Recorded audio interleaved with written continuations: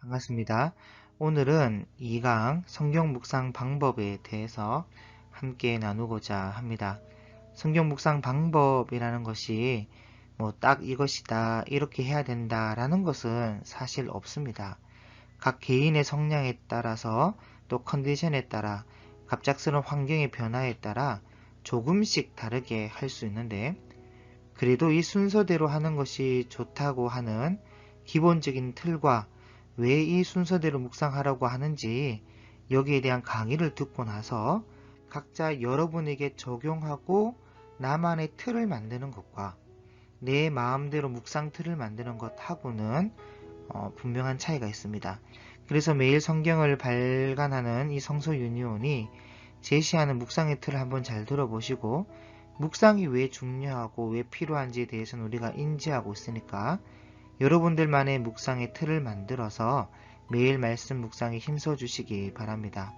큰 틀로 성경 묵상 방법의 순서는 먼저 준비를 하고 그리고 기도로 시작하며 본문을 성경을 읽고 본문에 드러나고 있는 하나님의 뜻과 그 기대, 내게 주시는 교훈을 묵상을 합니다. 그리고 하나님의 뜻과 내게 주시는 교훈에 따라 적용을 하고 결단의 기도로 마칩니다. 그리고 개인적으로나 공동체적으로나 이 깨달은 말씀을 나누는 순서가 되는데 이것이 제일 기본적이면서도 제일 괜찮은 틀이기 때문에 여러분들에게 제시하고 있어요. 그럼 좀 세부적으로 한번 살펴볼까요? 자, 준비와 기도인데 먼저 준비하기란 이 기본적으로 말씀을 대하기 전에 마음을 준비하고 묵상할 좋은 장소와 시간을 정하는 것이에요. 그리고 더 나아가 늘 말씀 앞에서는 영적인 습관을 기르고 그 습관이 고착화되면 참 좋겠죠. 그래서 출애굽기 34장 2절에 하나님께서 모세에게 아침까지 준비하고 아침에 시내산에 올라와 산 꼭대기에서 내게 보이라 이렇게 말씀하셨어요. 그러니까 아침이라는 시간이 나오고 산 꼭대기라는 장소가 나오죠. 그리고 마가복음 1장 35절에 보면 새벽 오히려 미명에 예수께서 일어나 나가 한적한 곳으로 가사 거기서 기도하시더니 그러니까 여기도 새벽이라는 시간이 나오고 한적한 곳이라는 장소가 나오죠. 그러니까 예수님 같은 하나님도 성부 하나님과 만남을 가지기 위해서는 따로 장소와 시간을 구별하셨습니다. 거기다가 그냥 단순히 한 번, 두 번 이렇게 하신 것이 아니라 새벽마다 한적한 곳에서 기도하는 것은 예수님의 습관이었어요. 매일 하지 않으셨을까? 그렇기 때문에 우리도 하나님을 만나기 위한 장소와 시간이 필요해요. 가족이 아닌 이상 친구 사이라도 이 날과 시간을 정하고 약속을 지키기 마련 아닙니까? 그런데 하나님을 만나는 시간을 그냥 시간 나면 하지 귀찮은데 이러면서 큐티를 한다고 하면 무슨 외로움에 사무친 사람 동냥하듯이 그런 만남을 가지겠다는 식은 정말 이건 예의가 아니라고 저는 생각합니다. 그래서 묵상을 위해 이것을 준비하셔야 하는데요. 첫 번째는 구별하여 떼놓은 시간입니다. 제일 조용하고 집중하기 쉬운 시간은 혼자 소리내서 기도해도 아무 문제 없는 그런 시간이면 더 좋겠죠. 여러분 그런 시간을 한번 정해보시기 바랍니다. 두 번째는 방해받지 않는 장소를 정하는 거예요. 모세는 산이었고 예수님은 한적한 곳이라면 저와 여러분만의 또 성소가 필요합니다. 예수님처럼 모세처럼. 세 번째는 겸손한 마음, 사모하는 마음이 필요해요. 아까 말씀드렸듯이 사모하는 마음도 없이 시간 나면 하지 귀찮은데 하면서 하는 묵상은요. 사실 하나님께서 그렇게 기뻐하지 않으실 것 같거든요. 그렇다고 물론 아예 안 하는 것보다 낫겠지만 그래도 인격적인 하나님이 인격적인 방법인 대화로 뜻을 전달하고 싶어 하시는데 여러분 그것도요. 야고보서 4장 5절에 보면요. 너희는 하나님이 우리 속에 거하게 하신 성령이 시기하기까지 사모한다 하신 말씀을 헛된 줄로 생각하느냐. 그만큼 하나님은 이런 마음인데 우리는 눈에 보이지 않는 하나님이라고 전혀 예의 없는 그런 모습을 보인다는 것은 저는 아니라고 생각합니다. 그래서 사모하는 마음으로 예의를 차려서 인격적인 교제가 이루어졌으면 좋겠습니다. 네 번째는 매일 성경 큐티책을 구입하시기 바랍니다. 일반 성경책을 가지고 묵상을 하셔도 되지만 일반 성경책으로 묵상할 때는요, 묵상할 그 분량을 정하기가 힘들어요. 뭐 여기에서 여기까지 해야 되겠다 하다 보면은 나중에는 묵상이 아니라 통독이 될 가능성이 높거든요. 그래서 매일 성경 큐티책이 있다면요, 일정한 분량을 꾸준히 읽을 수가 있고 또 6년 동안에 성경 1독을 묵상할 수 있도록 커리큘럼이 체계적으로 설계되어 있습니다. 그리고 본문에 대한 바른 이해와 본문 해석에 대한 도움을 얻을 수가 있어요. 물론 도움을 얻고자 뭐 신학책, 뭐 주석책을 구입해서 보면 뭐 좋겠지만 여러분 그렇게 하다 보면요, 묵상이 아니라 성경 공부가 되거든요. 그래서 개인적으로 이렇게 공부하는 것도 좋지만 묵상은 묵상으로 나아가길 권면드리니까 매일 성경책을 구입하시는 것이 좋습니다. 성경 본문 해설이 간략하면서도 이 본문 이해와 삶의 적용에 도움이 되도록 잘 나옵니다. 그래서 지금 구입한 큐티책을 꺼내시고 눈에 제일 잘 보이는 곳에다가 하나님과 만날 시간과 장소를 한번 적어보시길 바랍니다.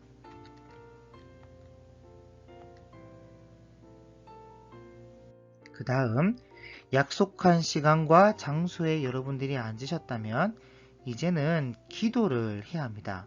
이 기도는요, 묵상을 시작함에 있어서 가장 중요한 부분임에도 불구하고 가장 형식적으로 하거나 빼먹기 쉬운 부분이기도 해요.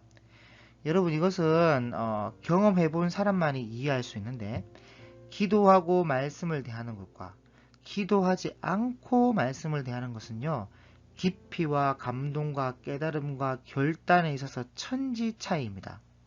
특히 하나님은 거룩하신 분이시고 죄를 미워하시며 죄에 물들어 있는 심령과 함께하지 않으셔요. 그래서 기도하지 않고 말씀을 본다는 것은 하나님과 연결되지 않은 상태에서 교제를 시도하는 것과 같은 겁니다. 그래서 반드시 여러분 기도해야 되는데 그럼 무슨 기도를 해야 되느냐? 먼저 죄를 회개하고 내가 지금 지고 있는 무거운 짐을 내려놓고 맡기는 기도를 해야 합니다. 그러니까 기억나는 죄부터 회개하시고 혹 기억나지 않은 죄가 있을 수 있으니까 그 부분도 성령님을 의지해서 다 용서를 구하는 기도를 하시면 돼요. 그리고 내 욕심이나 뭐 염려나 삶의 부담감이나 두려움 등이나 여러 가지 이런 집중하지 못하도록 하는 무거운 짐이 있을 건데 그 무거운 짐도 다 내려놓고 지금 말씀 앞에 서고 주의 음성을 듣기 원합니다 라는 그런 기도를 하나님께 올려드려야 됩니다.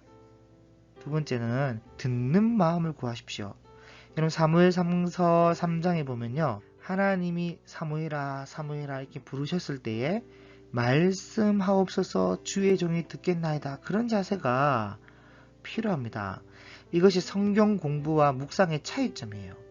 잘 듣는 것부터가 묵상의 시작이고 잘 들어야 하나님께 반응할 수가 있는 거예요. 그래서 듣는 마음이라는 것은 내가 듣고 싶은 뭐 아전인수격 말씀이 아니라 내가 꼭 들어서 깨닫고 변화와 결심을 가져야 할 말씀을 듣게 해달라고 구하는 마음의 태도라고 여러분 정의할 수가 있어요. 그리고 세 번째로 성령님을 의지하는 기도를 드리세요. 여러분 그 에베소서에 보면 성령님을 소개하는 내용이 나오거든요. 그때 보면 지혜와 계시의 영으로 소개하고 있습니다. 이것은 뭐 성령님께서 새로운 계시를 주시는 분으로 뭐 새롭게 직통 계시를 주시거나 뭐 환상을 보여주시거나 그런 걸 말하는 것이 아닙니다. 이미 우리에게 주신 기록된 진리의 말씀을 깨닫게 하시는 분이라는 그런 말이에요. 그래서 지금 이 시간 묵상하게 될 이 본문의 말씀이 성령님의 역사하심으로 온전한 뜻을 이제 깨닫고 깨달은 뜻을 통해 바르게 순종하기 원한다는 그런 마음으로 성령님 나를 도와주세요, 이런 기도를 하시면 되는 거예요. 그래서 기도는요, 마치 전기 제품 플러그를 전원 코드에 꽂는 작업과 같은 거예요. 그래야 제대로 된 은혜를 공급받을 수가 있거든요. 그 다음 성경 읽기인데, 기도를 하셨다면 이제 성경을 본문을 읽어 나가시면 되는데요. 여러분, 이 읽는 것도요, 방법이 있습니다. 성경을 읽을 때는 아는 본문일지라도요, 한 번만 읽으면 안 돼요. 적어도 3번 정도 읽으시고, 읽을 때 또 숫자 세듯이 뭐 한 번 읽었다, 2번 읽었다, 3번 읽었다, 이런 식으로 또 읽으면 안 돼요. 본문의 중심 내용과 전후 문맥을 또 살펴가면서 단어와 문장 그리고 담긴 의미를 파악하면서 꼼꼼하게 읽어야 됩니다. 그래서 성경 읽기는요, 이렇게 읽어요. 본문이 말하려고 하는 내용이 무엇인가? 어떤 배경 속에서 메시지가 전달되는가? 본문의 핵심 메시지가 무엇인가? 단어의 의미가 무엇인가? 문맥이 어떻게 흘러가는가? 새롭게 발견한 것은 무엇인가? 어려운 말씀은 무엇인가? 등을 여러분 살피면서 읽으면 되는 겁니다. 그래서 고든 DP라는 사람이 이런 말을 했습니다. 사람들은 성경 본문을 꼼꼼하게 읽는 단순한 일도 잘 못하고 있다. 여러분, 이 틀린 말이 아니죠. 많은 분들이 이 성경 읽기를 너무 쉽게 생각하는 부분이 있어요. 물론 이제 가장 기본적인 부분이니까 그럴 수 있다는 생각이 들지만, 반대로 생각해 보면 가장 기본적인 것도 제대로 못하고 있는 것이 아닌가. 그래서 오늘 현대인들의 성경 읽기 현주소가 이런 경우가 대다수입니다. 제일 많은 비중을 차지하고 있는 것이 성경을 안 읽습니다. 아예 성경을 안 보는 사람들이 많아요. 워낙 치열하게 산다고요. 수고하고 무거운 짐을 져야 되는 현실이다 보니까 한편은 이해는 되지만, 아무리 그래도 성경을 아예 안 보면 영적으로 어떻게 살아남을 수가 있겠습니까? 그래서 필요한 것이 큐티책 있고 이 말씀 묵상이에요. 여러분, 적당한 분량을 꾸준하게 읽을 수 있도록 도와주거든요. 두 번째는요, 형식적인 읽기예요. 형식적. 그냥 대충 읽는 사람이 많아요. 진짜 바빠 죽겠는데 묵상하란다 또 진짜 얼른 보자 이러면서 그냥 대충 읽는 거죠. 그러면 안 됩니다. 커피 한 잔의 여유를 가지시면서 천천히 애정을 가지고 읽어야 돼요. 그 다음 선택적 읽기입니다. 자기에게 필요한 부분만 골라서 읽는 사람이 있는 거죠. 특히 이 성경 본문에 보면 지루하고 지루한 출애굽기의 성막을 만드는 부분이나 레위기 율법을 묵상한다거나 또 족보가 나온다? 그러면요, 그게 나와 무슨 상관이요? 이러면서 안 읽는 거예요. 그것도 안 됩니다. 전체적으로 다 읽어야 돼요. 왜냐? 하나님의 말씀이니까. 그 다음에 이제 물론 제일 소수긴 한데 점치듯 읽는 본문 쇼비니즘이라고 성경을 점치듯 읽는 사람이 있어요. 예를 들면 성경을 덮었다가 주님, 오늘 내게 주실 말씀을 내가 기대합니다. 내게 말씀을 주옵소서 하면서 성경책을 딱 펼치는 거죠. 그랬더니 뭐냐? 신명기 28장 19절 네가 들어와도 저주를 받고 나가도 저주를 받으리라. 이건 아니라고 얼른 덮어버리고 다시 탁 펼치니까 누가복음 17장 2절 저가 이 작은 자를 실족게 할진대 차라리 연자 맷돌을 그 목에 메고 바다에 던지는 것이 나으니라. 바로 덮고 다시 또 펼치는 거죠. 펼치더니 마태복음 27장 5절 유다가 은을 성소에 던져놓고 물러가서 스스로 목매어 죽은지라.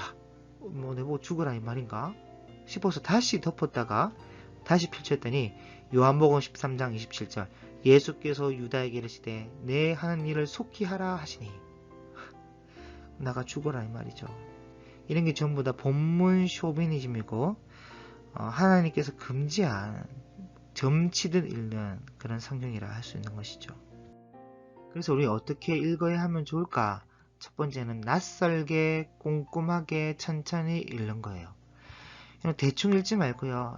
꼼꼼히 천천히 읽고 잘 아는 내용이라도요. 처음 보는 것처럼 낯설게 읽어야 됩니다.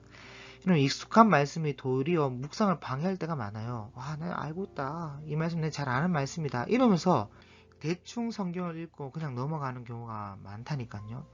여러분, 그러면 안 돼요. 낯설게 기대와 애정을 가지고 읽는 자세가 필요합니다. 여러분, 성경 묵상이 의미와 만나는 일이라면 이 묵상 이전 단계인 성경을 읽는 이 단계는요. 내용과 만나는 일이에요. 성경의 내용과. 그래서 본문 내용에 대한 전체적인 이해와 주의 깊은 관찰이 이런 필요합니다. 두 번째는 반복해서 읽는 겁니다. 이 반복은 적어도 한 3번 정도를 읽어주면 참 좋겠는데, 이 처음 읽을 때는 숲 전체를 보듯이 읽는 거예요. 산을 전체를 보는 거죠. 큰 흐름이 무엇인지를 생각하며 읽는 것이 첫 번째 읽는 거라면, 두 번째 읽을 때는 이제는 숲 속에 있는 작은 나무, 풀 한 포기를 보듯이 읽는 거예요. 단어와 반복적으로 등장하고 있는 말씀이 무엇인가, 이 단어 하나, 문장 하나하나를 자세하게 들여다보면서 이제 읽는 것이 두 번째 읽는 거라면, 세 번째 읽기는 숲과 나무를 다 보았으니까 산림욕 하듯이 우리 온몸으로 느끼면서 감성적으로 하나님이 이 말씀을 통해서 내게 어떤 말씀을 주고 있는 것인가를 잘 들어가면서 읽는 방법이 이 세 번째 읽는 것입니다. 그래서 처음 읽을 때는요, 소리내어 읽기를 권합니다. 그림을 그리듯이. 묵상은 이 성경 공부처럼 심각하게 따져가면서 읽을 필요는 없어요. 그래서 본문 내용이 대체로 무엇을 말씀하고 있는가를 이제 파악하면서 읽으면 되고요. 그리고 두 번째 읽을 때는 하나님께 집중하면서 읽어보세요. 하나님의 자기 표현, 성품, 사역, 약속과 명령 이런 데 줄을 한번 그어가면서 또 본문이 하나님에 대해서 무엇을 말씀하고 있는가를 주목하면서, 아니면 등장인물의 말과 행동을 또 자세히 한번 살펴보면서, 사람의 말과 행동은요, 그 사람의 가치관을 드러내기 때문에 그 가치관이 옳은 가치관인가 잘못된 가치관인가 이런 것들을 우리 말씀을 통해서 자세하게 생각하면서 읽으면 좋겠죠. 세 번째 읽을 때는요, 감정을 이입하여서 내가 그 상황의 한 인물이 된 것처럼 본문을 생각하고 느끼면서 한번 읽어보시기 바랍니다.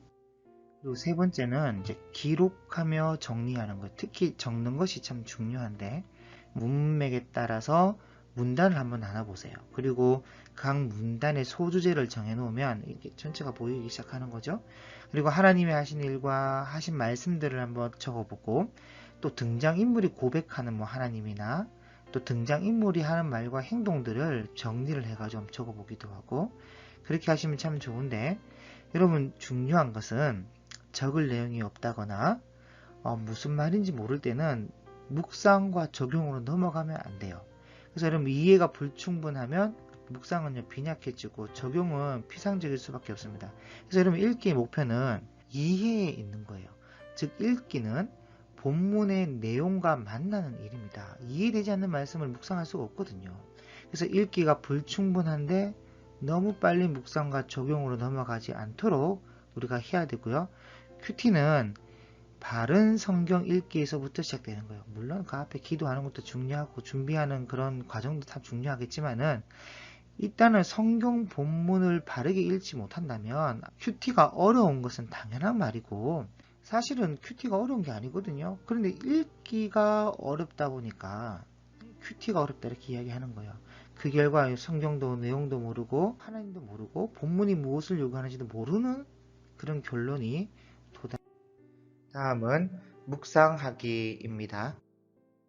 성경 읽기가 성경의 내용이 무엇인지 이해하는 것이라면, 묵상하기는 성경을 통해 실제로 하나님을 만나고 대화를 나누는 것이에요. 그래서 묵상에서 가장 중요한 것은 인격적인 교제의 대상이신 하나님이 어떤 분인가를 먼저 아는 데 있습니다. 그리고 하나님과 대화하는 나라는 존재는 어떤 존재인가를 살피는 것이 중요하죠. 그래서 두 가지 묵상 질문을 우리 매일 성경 큐티책을 보시면, 하나님은 어떤 분인가, 내게 주시는 교훈은 무엇인가, 그 두 가지의 질문을 요약하고 있습니다.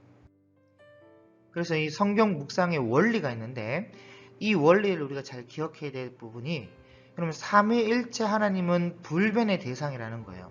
성부 하나님이 나오고 예수님이 나오고 성령님이 나오시는데, 이 삼위일체의 하나님은요 불변의 대상이기에 우리는 묵상을 할 때 하나님 중심으로 묵상을 해야 돼요. 성경 묵상은요 하나님을 묵상하는 거예요. 그러면 성경 묵상의 목적을 내가 어떻게 적용을 해서 어떤 교훈을 내가 받을까, 여기에 목적을 두기 쉬운데 그렇지가 않습니다. 나를 지으시고 나를 구원하신 그 하나님, 나를 자녀로 부르시고 교제하기 원하시는 그 하나님에게 있는 거예요. 그 하나님이 어떤 분이신가?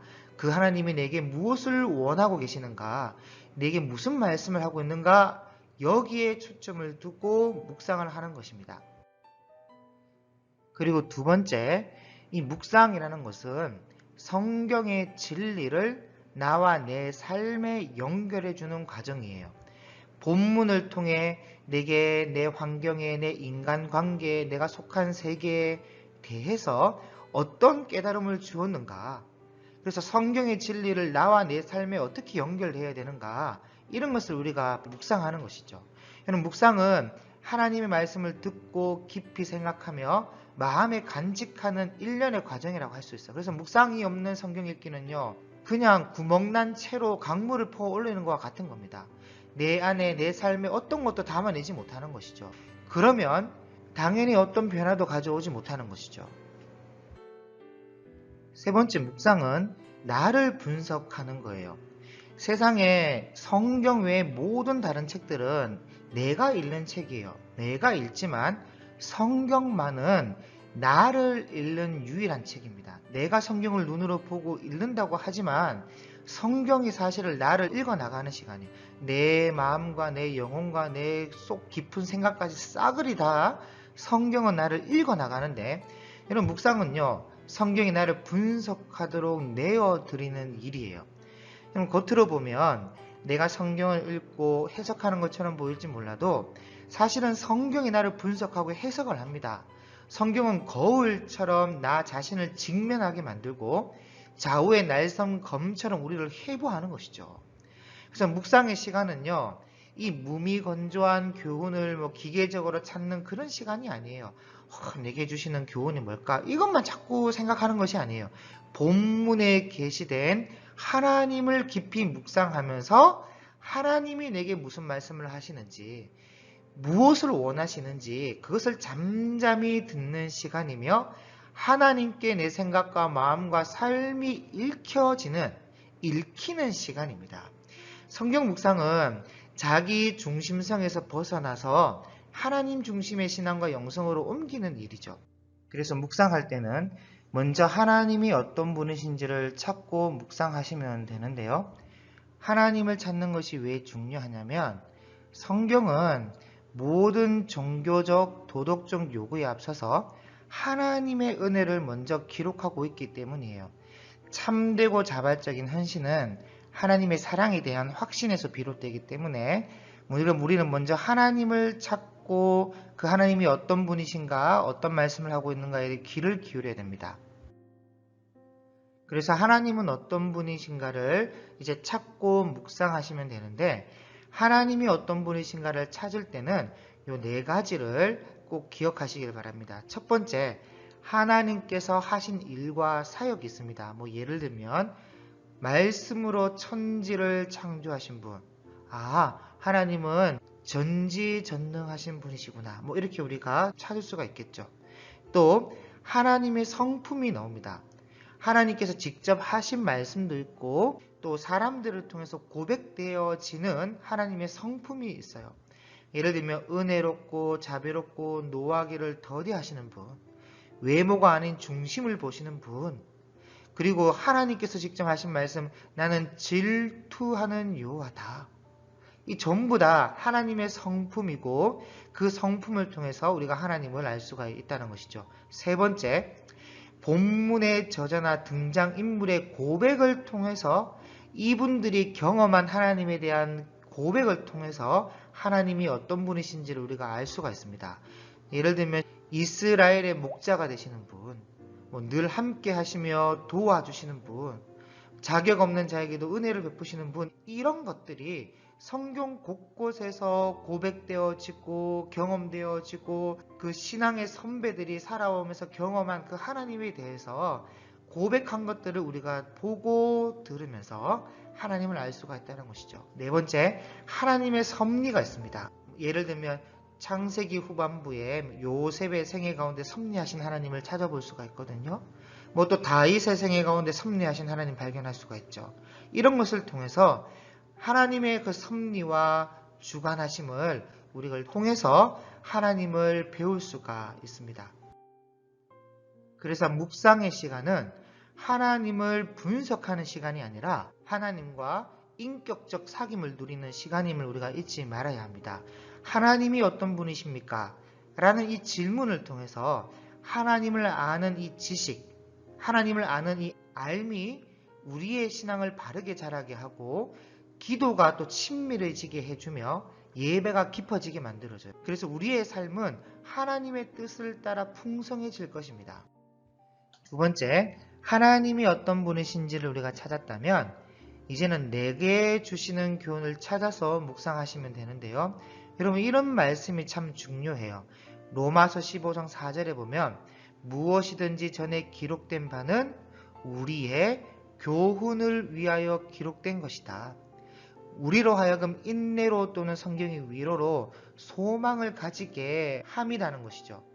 그리고 고린도전서 10장 11절에 그들에게 일어난 일은 본보기가 되고 또한 말세를 만난 우리를 깨우치기 위하여 기록되었다는 겁니다.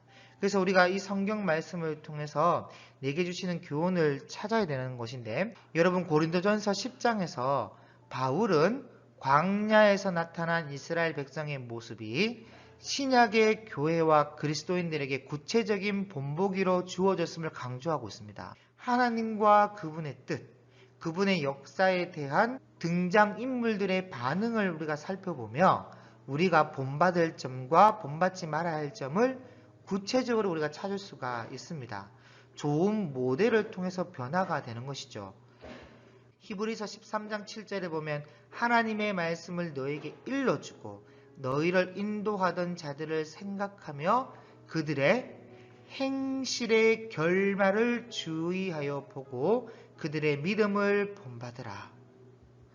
하나님을 만나고 그분과 동행하면서 우리는 하나님을 알아갈 수가 있습니다. 그게 교제죠. 그리고 하나님 나라의 백성으로 합당한 삶이 무엇인지 배우게 돼요. 이게 교훈이죠.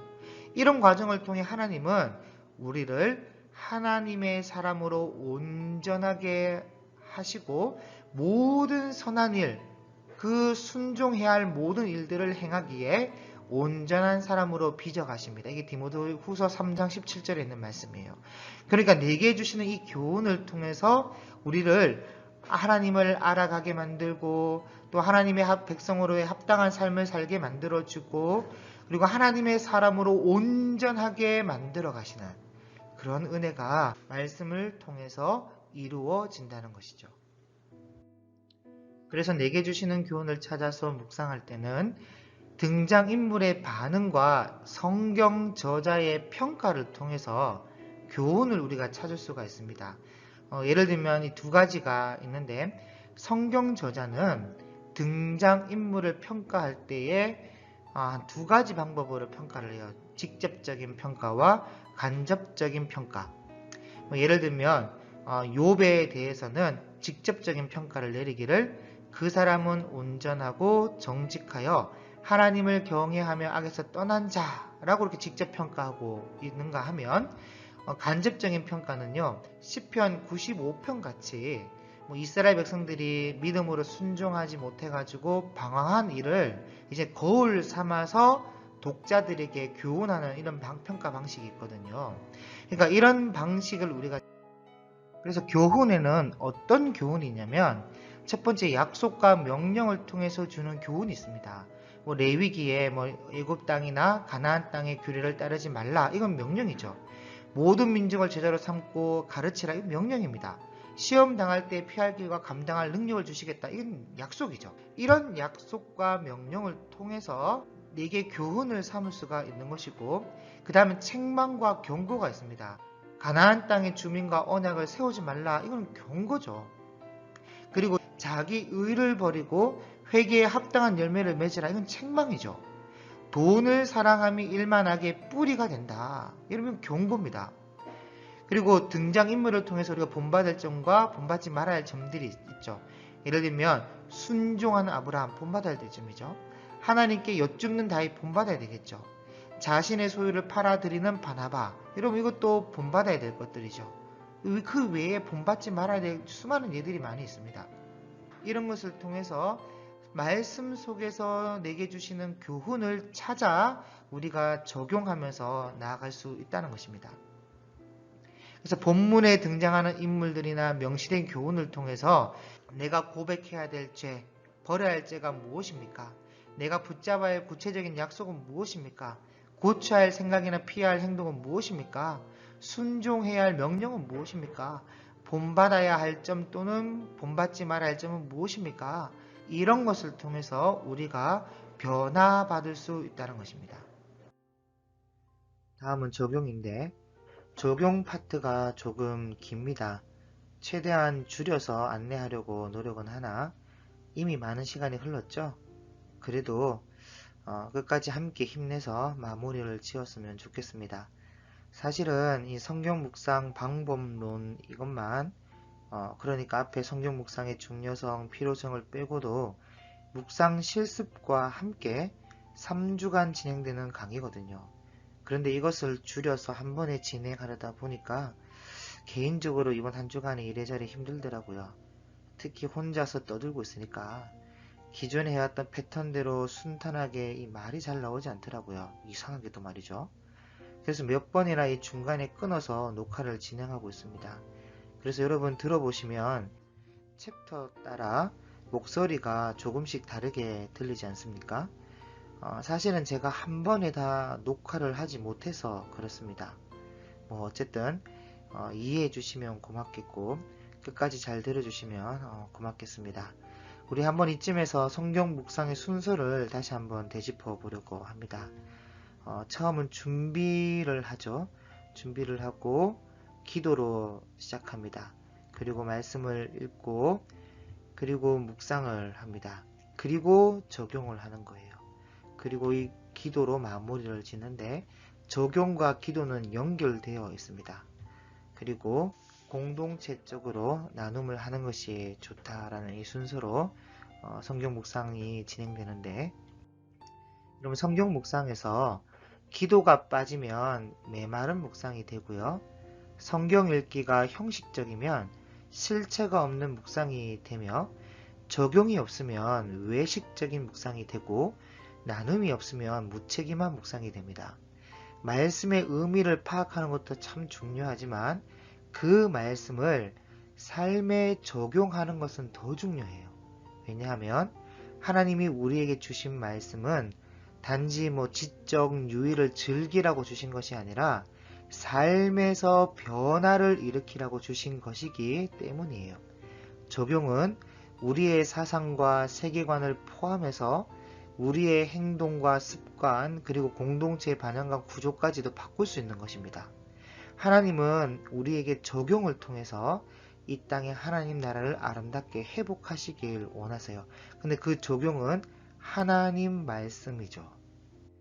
자, 적용. 하나님이 어떤 분입니까에 대한 적용이에요. 묵상을 할 때 하나님이 어떤 분입니까? 그리고 내게 주시는 교훈이 무엇입니까?에 대해서 묵상을 했다면 각각에 따라서 우리가 적용을 해야 되는데 적용의 원리가 있어요. 하나님에 대해서 찾은 후에 그것으로부터 내게 주시는 교훈을 찾는 방식으로 적용하지 않도록 해야 돼요. 이게 무슨 말이냐면 내가 무엇을 해야 한다는 것보다는 먼저 그분이 나를 위해 하신 일을 돌아보며 고백하고 반응을 해야 된다는 거예요. 예를 들어 누가복음 19장 5절에 예수님이 삭개오를 찾아가는 장면을 우리가 묵상했다고 합시다. 예수님의 행동을 내게 주시는 교훈으로 받아들여서 그래, 나도 예수님이 삭개오를 찾아갔던 것처럼 나도 다른 사람을 찾아 나서야지. 이렇게 할 것이 아니라 이게 잘못됐다는 말은 아닙니다. 먼저 해야 될 것이 있다는 거예요. 먼저. 나 같은 죄인에게도 관심을 보이시고 찾아오신 예수님의 그 관심과 사랑을 먼저 묵상을 하고 주님께 합당한 반응을 보여야 한다는 것이에요. 그런 다음에 나를 찾아오신 그 예수님의 그 사랑을 따라서 나도 다른 사람을 찾아 나서야 되겠다. 이렇게 나가야 되는 거예요. 먼저 해야 될 것을 하고 그 뒤에 내게 주시는 교훈으로 또 찾는 방식으로 나가도 된다는 거예요. 또 적용의 원리 두 번째는 하나님과의 교제가 충실한 묵상이 되어야 됩니다. 말씀의 반응으로서의 기도죠, 기도. 성경을 읽어 나가다 보면은 읽고 있는 말씀의 의미를 깨닫게 되고 내 안에 울림이 있을 수가 있습니다. 그럴 때에 그 말씀에 대해 가장 먼저 할 수 있는 반응이 있어요. 그거는 다른 게 아니라 기도예요, 기도. 어떤 경우에는 성경을 읽고 묵상하다 보면은 깨달음이 있을 수 있는데 뭐 내 죄가 드러난다거나 아니면 내 삶의 고통과 아픔의 원인이 드러난다거나 내 고통과 아픔의 해답을 얻게 된다거나 그 외에 여러 많은 말씀을 통해서 우리가 깨달음을 얻을 수가 있는데 그럴 때에 아 하고 그냥 넘어갈 것이 아니라 바로 멈추고요. 그리고 깨달은 그 말씀에 대해서 기도로 응답할 수가 있다는 거예요. 그렇게 할 때에 성경 묵상은 성령님의 인도를 따르게 되고 살아 움직이는 묵상이 될 수 있다는 거예요. 그래서 묵상의 강조점은 읽기보다는 기도에 있습니다. 왜냐하면 성경 읽기는 기도를 특별한 목적, 하나님과의 살아있는 교제로 인도하는 방편이기 때문이에요. 기도할 때 비로소 묵상은요, 하나님과의 인격적인 만남이 되고 직접 유의를 넘어 교제에 이르게 되는 겁니다. 상호작용이 되는 것이죠. 하나님은 말씀을 통해 내게 필요한 말씀을 주시는 것이고 나는 그 말씀을 받았을 때 응답으로 기도로 응답을 하면서 하나님과 상호작용, 대화, 교제를 할 수 있다는 것입니다. 그래서 말씀하시는 하나님께 대한 첫 번째 반응은 기도예요. 기도는 우리가 하나님을 찾아가는 것이 아니라 우리를 찾아오시는 하나님께 우리가 반응하는 것입니다. 기도할 때에 하나님의 말씀이 비로소 나의 말씀이 되는 것이고요. 살아 역사하는 말씀이 되는 거예요. 깨달은 말씀을 가지고 성령의 감동으로 기도하면 내 삶이 바뀌게 되어 있습니다. 이게 적용의 아주 중요한 부분이죠. 적용의 요소에 대해서 살펴볼게요. 이렇게 적용을 하면 됩니다. 하나님에 대해 새롭게 깨달은 부분을 고백해요. 그리고 하나님의 은혜와 역사에 대해서 감사하며 찬양을 합니다. 하나님과 나의 관계를 새롭게 점검하면서 기도로 고백하면 돼요. 하나님께서 약속하신 것에 대해 믿음으로 반응하고 신뢰합니다. 하나님께서 지적하신 죄와 허물에 대해서 회개를 하는 거예요.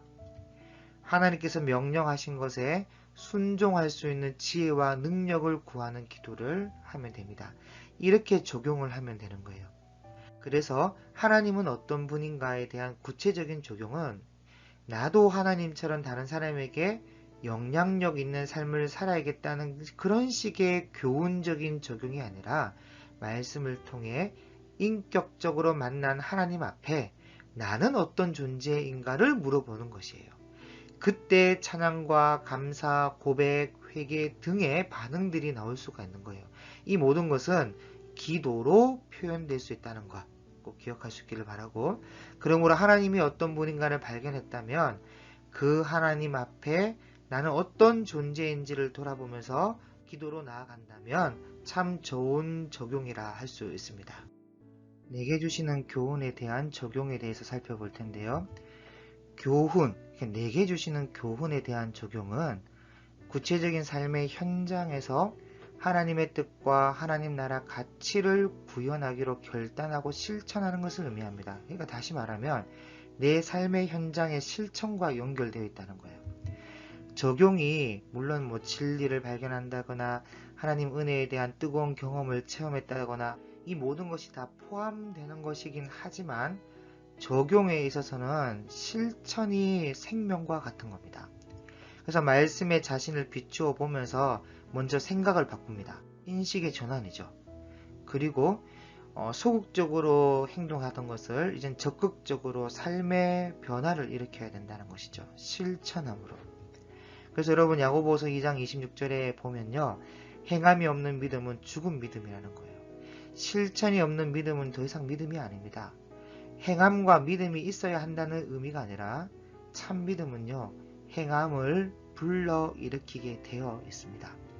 그래서 여러분이 마태복음에 보면 예수님께서 하신 말씀 중에 그들의 열매로 그들을 알리라고 이렇게 말씀하시면서 그 뒤에 쭉 읽어 나가다 보면 이런 말씀이 나와요.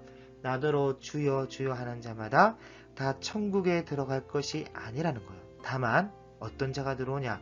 하늘에 계신 내 아버지의 뜻대로 행하는 자라야 들어간다는 거예요. 주여 주여 하는 자는 전부 다 교회 다니는 사람들 아니겠습니까? 그런데 아버지의 뜻대로 행하는 거와 말만 하는 거와는 다르다는 것이죠.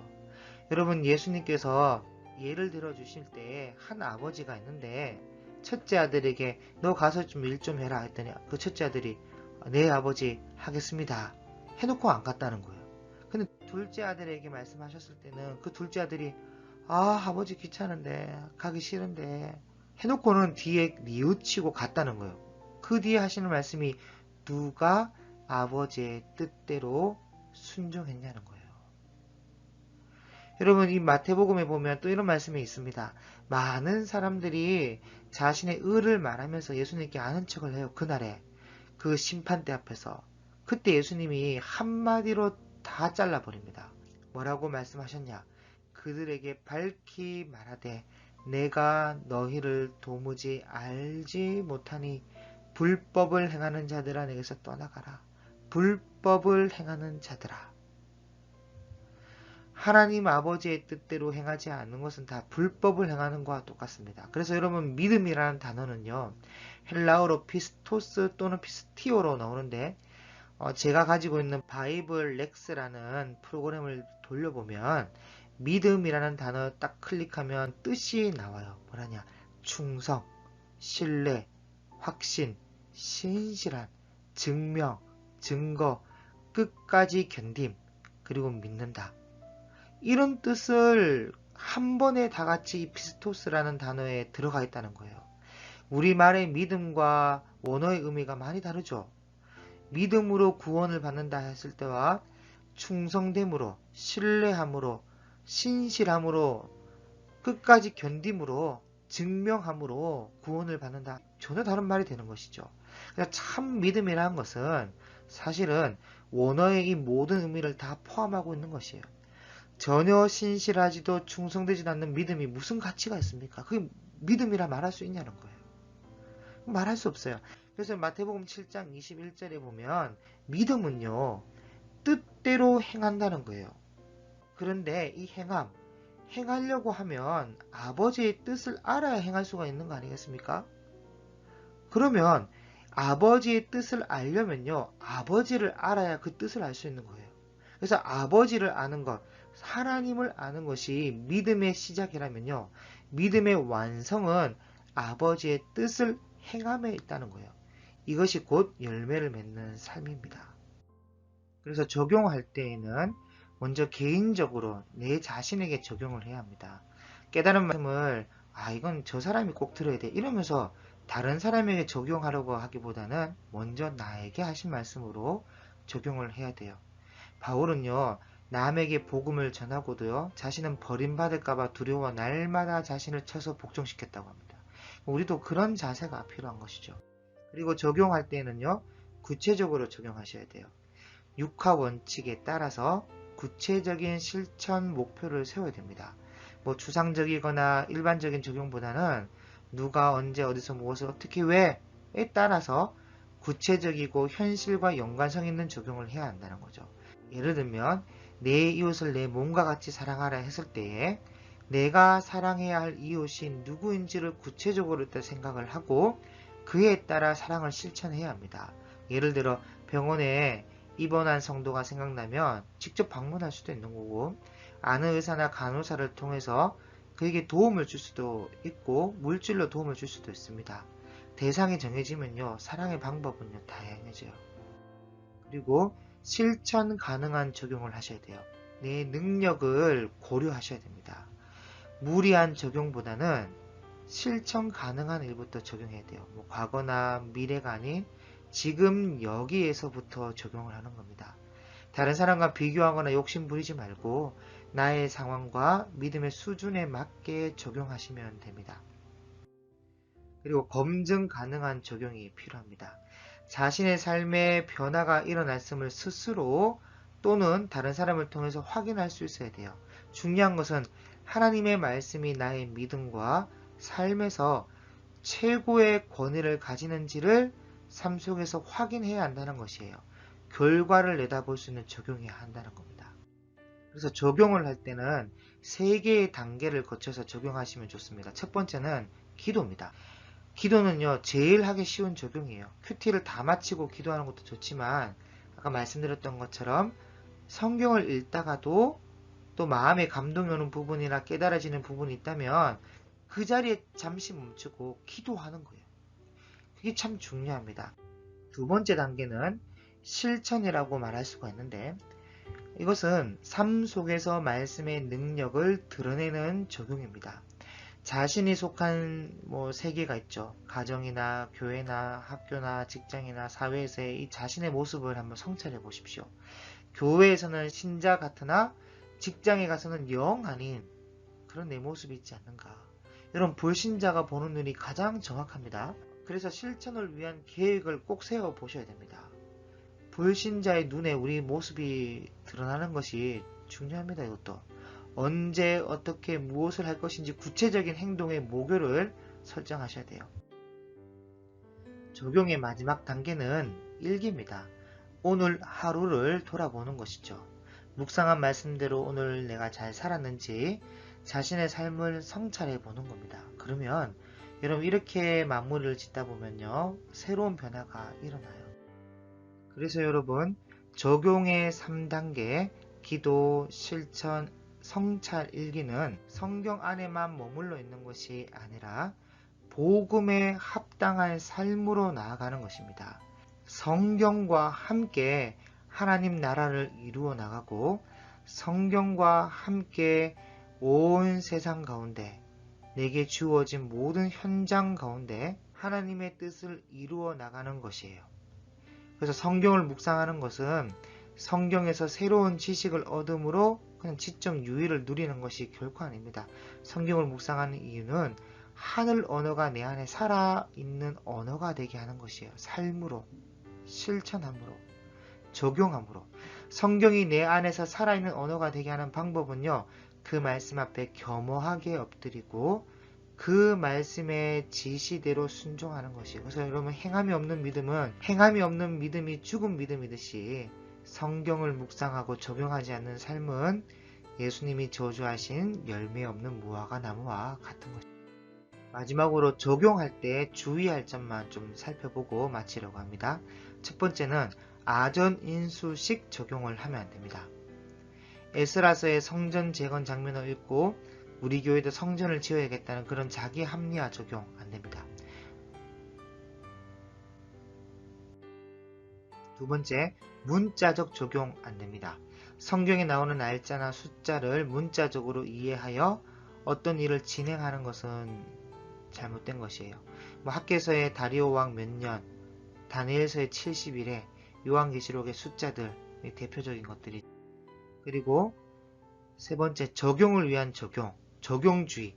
머리로만 적용하고 의지적으로 삶에 구체적으로 적용하지 않는 것, 읽고 기록하는 데만 만족하는 것, 이런 것들이 다 잘못된 적용입니다. 그래서 삶을 위한 성경 읽기라는 성수 유니온에서 나온 책이 있습니다. 이 책에 보면 메마른 의무에서 벗어나 형식주의죠.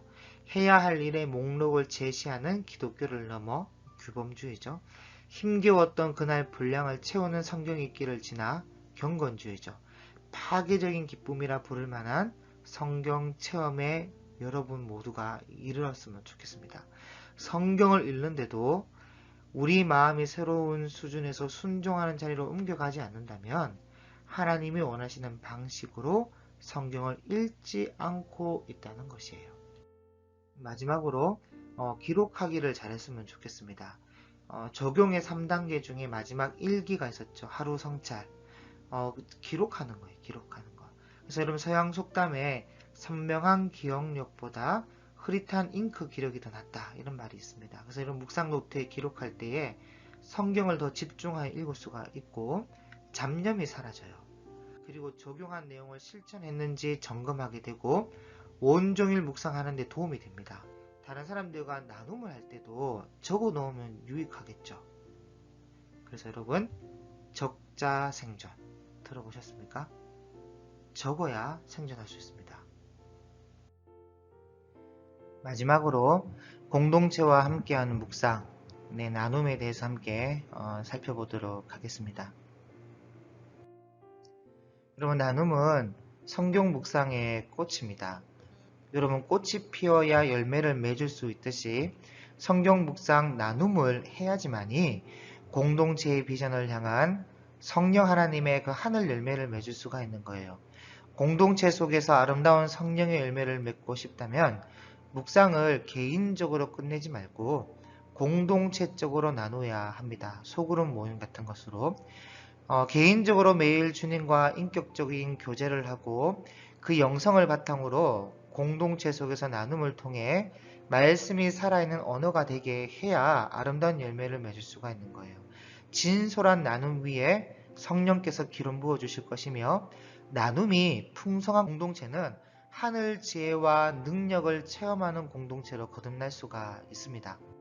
그래서 묵상 나눔이 왜 중요하냐면 나눔은요, 묵상을 지속적으로 하는 데 도움을 줘요. 그리고 나눔을 통해 참여하는 이들의 신앙을 세워주고 함께 기도하며 말씀 안에 공동체를 든든히 세워가게 합니다. 그리고 지속적인 나눔을 통해 성경 묵상이 훈련이 되고요. 말씀에 대한 이해도 풍성해집니다. 한 본문에 여러 많은 나눔의 이야기를 들을 수가 있으니까요. 그리고 공동체 안에서 말씀과 성령의 역사로 인해 영적 변화와 회복이 일어납니다. 그리고 공동체를 위한 또 서로를 위한 기도가 풍성해지고요. 말씀 안에서 친밀하고 거룩한 교제를 통해서 하나님께서 거하시는 성전으로 우리가 세워져 갈 수가 있습니다. 또 가정에서의 나눔 모임은 교제의 장이 되고 신앙교육의 산실이 됩니다. 목회자에게 있어서 나눔 모임은 성도들의 영적 상태와 필요를 알게 되고 공감할 수 있는 자리가 되며 목양에 실제적인 도움을 얻을 수가 있어요. 그래서 나눔은 중요하고 꼭 필요한 겁니다. 그렇기 때문에 이 나눔을 하기 위해서 모임을 만들어야 되겠죠. 이 모임은요, 가정 예배를 나눔 모임으로 해도 좋습니다. 그리고 학교에서 친구들과 나눔 모임을 소그룹으로 만들어도 좋고요. 또 교회 구역 아니면 목장, 셀 이런 나눔 모임으로 해도 좋습니다. 그리고 또래별로, 주거별로, 지역별로 나눌 수가 있고요. 그리고 직장, 신우회 안에서도 이 나눔 모임을 가질 수가 있습니다. 나눔을 위한 모임을 만들기 위해서는 준비해야 될 것들이 있는데 첫 번째, 나눔 모임의 동기와 목표가 분명해야 돼요. 그리고 날짜와 요일, 시간이 정해져야 됩니다. 그리고 묵상에 대한 훈련으로 시작해서 나눔 모임으로 발전시켜 나가야 돼요. 그리고 모임 이름을 또 정하면 결속력이 생겨서 좋습니다. 그리고 나눔 모임에서 혼자 모든 수고하고 무거운 짐을 다 지게 하지 말고 역할을 정해서 나누어 주면 좋겠지요. 이제 나눔 모임이 만들어졌다면 이제 모임별로 나눔을 하시면 되는데 나눔을 할 때도 순서와 방법이 있습니다. 처음 시작할 때는 사람들의 그 구성원들의 마음의 문을 열 수 있는 한 주간의 삶에 대한 짧은 나눔을 갖는 것이 좋고요. 그리고 찬송을 합니다. 이 찬송은 찬송가도 좋고 복음성가도 좋습니다. 매일 성경에 수록된 찬송가 활용하셔도 됩니다. 그리고 기도를 하는데 기도는 구성원 중에서 한 명 내지 두 명이 기도하거나 아니면 전체가 다 조용히 기도함으로 시작할 수도 있습니다. 하나님께 집중하며 모임에 하나님께서 임하여 말씀하여 주시기를 간구하는 기도를 하면 되는데 대표 기도를 할 때는 주의할 점은 새 가족을 시키지 마십시오. 부담감으로 그 다음부터 그 모임에 참석합니다. 그 다음에 성경을 읽으면 되는데요. 성경 읽기는 그날 본문이나 정해진 본문을 따라서 합독해서 전체가 다 같이 읽어도 되고요. 아니면 한 절씩 돌아가면서 말씀을 읽어도 되고 인도자와 구성원들의 교독으로 성경을 읽어도 됩니다. 만약에 내러티브 이야기식 본문이 나오면 역할을 정해서 읽는 것도 좋습니다. 그 다음 묵상을 하시면 되는데, 이 묵상은 구성원들에게 일정한 시간을 줘야 돼요. 한 10분 내외, 제일 길게 해봐야 한 15분 정도를 줘서 본문 가운데 나타난 교훈과 적용을 다시 한번 찾고 정리하게 해주는 것이죠. 그 다음 나눔을 하면 되는데, 나눔은요, 각자 깨닫고 적용한 말씀을 서로 나누는 것인데, 이때 너무 일반적인 교훈에만 머물지 않도록 인도자는 구체적인 나눔을 유도할 수 있는 질문, 아이디어를 제공을 해줘야 돼요.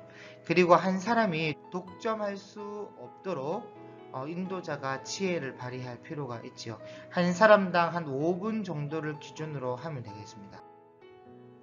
그 다음 기도입니다. 기도는 오늘 받은 교훈에 반응하고 결심한 것을 실천할 수 있도록 간구하는 것이죠. 느낀 점이나 개인 적용을 중심으로 차례로 기도하고, 혹시 그 구성원 중에 특별한 기도 제목이 있다면, 나눔 중에서 특별히 기도해야 될 부분이 있다면 함께 나눠서 기도하시면 되겠습니다. 그 다음에는 교제를 하시면 되는데, 간단한 다과를 준비해서 교제 시간을 가지면 좋겠죠. 나눔 시간에 제기되었던 질문들, 부연 설명해야 될 것들, 이런 것들이 있다면 이 교제 시간에 활용하는 것도 좋은 방법입니다. 그 다음 나눔 모임 할 때에는 또 좀 조심해야 될 주의사항이 있는데요. 이것만 꼭 지켰으면 좋겠습니다. 개인적인 경건과 묵상에 충실해야 합니다. 그래야 나눔을 할 수가 있겠죠. 그리고 나눔 모임 참석에 성실해야 돼요. 퐁당퐁당이거나 잘 나오지 않는다면 함께 나온 다른 모든 구성원들이 힘이 빠질 수가 있습니다. 다른 사람의 이야기가 아니라 나의 이야기를 나눠야 돼요. 다른 사람의 나눔을 여러분 판단하면 안 됩니다. 또 나눔의 이야기는 철저하게 외부로 흘러가지 않도록 배려할 필요가 있습니다. 그리고 나누는 사람은 너무 비밀스러운 이야기를 하지 말아야 됩니다. 자기만 갖고 있어야 되지, 듣는 이에게 부담을 주지 않도록 해야 돼요. 모든 것을 다 나눠야 한다는 부담감에서 자유로워야 합니다. 그러나 나눔은 정직하고 진실해야 되겠죠? 나눔을 은혜롭게 하려고 과장하거나 거짓으로 하지 마시기 바랍니다. 나눔이 지나친 토론과 논쟁에 빠지지 않도록 주의를 해야 되고요. 상대방의 이야기를 주의 깊게 마음을 다해 경청해야 됩니다. 반응을 보이고 그 사람을 위해 기도함으로 함께 참여를 해야 되죠. 나눔은 다른 사람을 세우는 또 다른 사역입니다. 나눔하는 것을 기뻐하고 즐거워하며 즐기시기를 바랍니다.